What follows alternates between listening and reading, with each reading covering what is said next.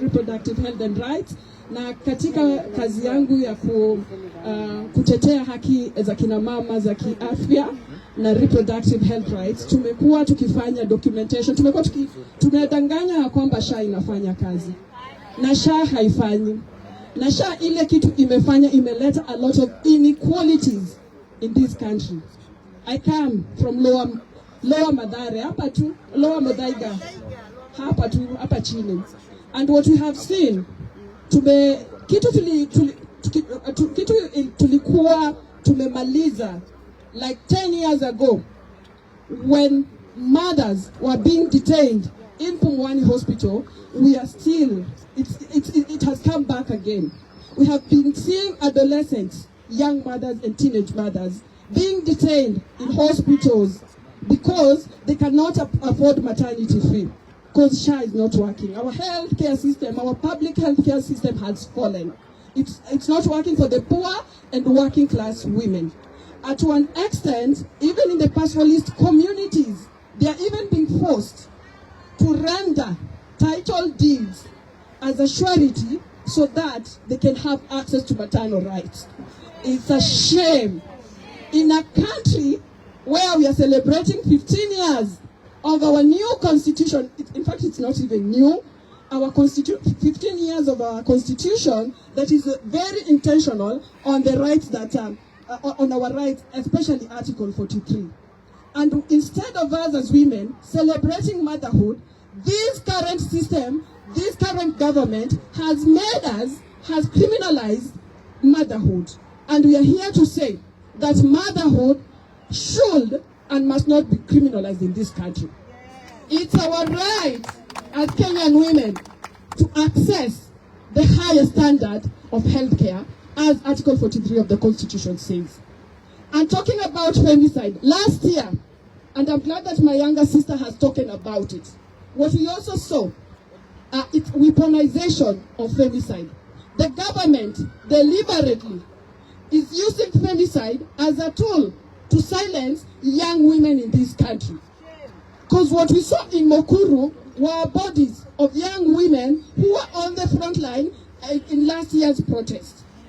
And we are here to remind them that we as women, we are not going to take it easy as we continue to kill our daughters and as we continue to kill our sons because of standing for their rights and because of being vocal and because they have refused to be cowed down, but they have intentionally decided that they are going to use their voice to demand what is right.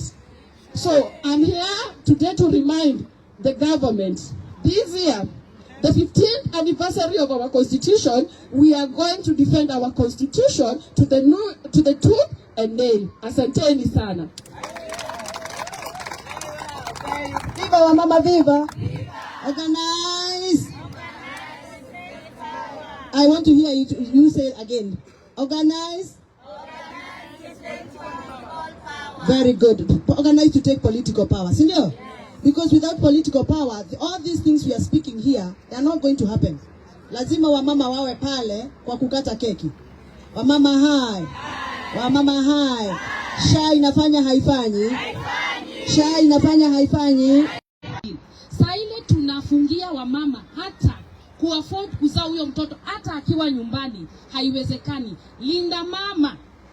Siku imeisha, sasa hata kwenda hospitali ni shida. I think we need to have sustainable solution. And I'm glad Honorable wetu Mhesh wa Moshomba, she is very vocal. And it is our prayer as women that the next election we have 50 to 60 women as vocal as wa Moshomba. Because if that does not happen, affordable and accessible, this is not a country anymore. And I think going forward, Mhesh, please recruit, saidia our wasichana na sisi wote, be our role model, because come 2027 you will be shocked. Ile to third gender tunalilianga mutashtuka. Will all of us be in that parliament? Asanteni sana, and God bless our women and our children and our sons. Thank you. Viva mama, viva. Nataka makofi ya huyu mama, makofi. Oh, thank you very much. You know, she has rightly put it that we need women to occupy the spaces of advocacy.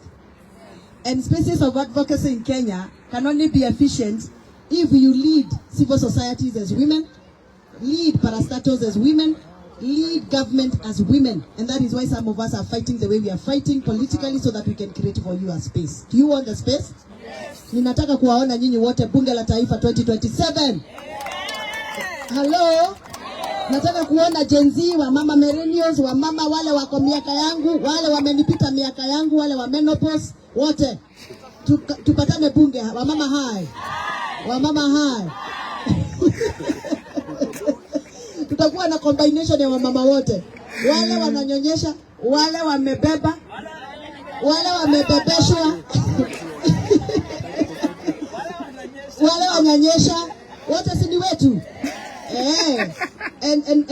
When I speak about women and health, matters health, I think women are the victim of any ill health policy in Kenya. We are the victims because mzee akiwa mgonjwa ni mzigo wa mama. Mtoto akiwa mgonjwa, mzigo wa mama. Na youth wakiwa wagonjwa, mzigo wa mama. Na wakongwe wakiwa wagonjwa, mzigo wa mama. Na mhubiri akiwa mgonjwa, mzigo wa mama. Na mama mwenyewe akiwa mgonjwa, wa mama mtabeba mzigo tena? No, that is why we are here, because we want to say sisi ndio tunabeba mzigo. Puda imefanya nini? Munataka nini? Munataka kupumzika, sio? Very well. Amongst the people that are here, we have one honorable lady who came to parliament through nomination as a senator. And we have seen her in the corridors of justice trying to fight for her rights. And that lady is actually taking the footstep of this giant, yours truly, Mama Makelele Gathoni wa Mushoba. Unajua, in Kenya, if you speak sense and you're audible, they call you Mama Makelele. If you walk strongly and boldly, they call you Mama Maringo. If you are bright and intelligent na unasoma, wanakuita Mama Chopi. Alafu ukikataa kuwekwa kwa box na kupangwa na wanaume katika political space, wanasema wewe ni bad girl. Sasa munataka niendelee ama niguagoe? Niendelee? Tuendelee? Bwana sisiki, tuendelee? Sasa hiyo maneno yote munataka kuniita, hiyo yote muniite yote, lakini haki ya wamama lazima itetewe na itendeke. Hebu kwanza nisikie kutoka kwa huyu mama. Huyu mama ni rafiki yangu sana na napenda vile anaongeanga maneno ya wamama. Hebu tuambie majina na utuambie kwa nini mimi nilikujua. Habari zenu? Kwa majina naitwa Victoria Atieno, natoka kwa Islam hapa chini informal settlement ya Mathare, na nimefurahi sana kwa sababu sisi wote tuko hapa. I am here to stand with authority. Ya kwamba sisi kama wamama tuko tayari kupigana kwa njia yoyote kwa kila kitu yenye tuko nayo. Wamama hatutanyanyaswa tena, hatutadhulumiwa, hatutakuwa stigmatized kwa sababu mnatupatia mimba. Tukitoa hizi mimba mnatustigmatize kwa community. Mnatupatia mimba, mnaturuka, tukiongelelea niyo ndio mnakuwa frontline kutustigmatize. Nimewaambia tuko hapa tayari na tuko tayari kupambana na wale wote ambao wako kinyume na sheria yetu, si ndio? Tuko hapa kupambana na nyinyi, hatutacheka na nyinyi. Asanteni.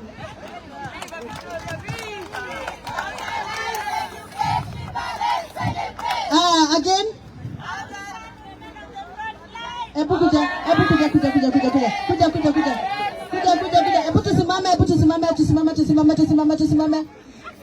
tusimame kwa wamama ambao wanatuona kwa TV, wale wanatuona kwa social media. Tuko na slogan ambayo tunaanza ya kuambia wamama musilale. Ile wimbo tulikuwa tunaimba wakati wa Martha Karua, wamama musilale. Lale wamama musilale. Bado mapambano. African women on the front line. Mama asifiwe. Asifiwe tena milele na milele. If you strike a woman, you strike her. Ukimshika mwanamke umemshika jabali. Na sisi tuko rada wakati wakijua kwa sisi majenzi na itakuwa rahisi. Unaona? Venye wanataka kutukujia hivyo head on, hata sisi tutakujia hivyo head on. Jua kuna venye nitaingia kwa nyumba saa 5 ati tunaogopa. Ati nitaingia nyumba, nitaambia sisi yangu ingie kwa nyumba 5 juu naogopa safety yake. Unaona? Na sisi kama wanawake hatutanyamaza na hatutachoka. Hata hizo street tutazioccupy. Mkituona mwe bado mabwana zetu, mabrothers zetu, we will occupy. Na tutatishwa na anything. So wenye na our leaders wenye tumewaelect, mbona kama madam wetu hapa niliwatch nini yako kwa iko nini. Unaona? Hiyo struggle kama ukijua sisi tuko nyuma yako. Hata wakukatia ukatae, waambie uko na watu wako. Na tutishi. Africa women on the front line, organize and engage, liberate. Mama sifiwe. Asifiwe tena na tena milele. Wamama wetu imara, imara, imara. Wamama wetu imara, imara, imara. Na Kenya yetu imara, imara, imara. Wamama tujenge haki kwa mapinduzi. Wamama wetu tujenge haki kwa mapinduzi. Wamama tujenge haki kwa mapinduzi. Wamama wetu tujenge haki kwa mapinduzi. Wamama wetu imara, imara, imara. Viongozi wetu imara, imara, imara. Na Kenya yetu imara, imara, imara. Viva! Asante sana. Na sasa tumwalike dada yangu Senator Gloria akuje atuongeleshe. Wamama mko kweli? My sister Honorable Wamsho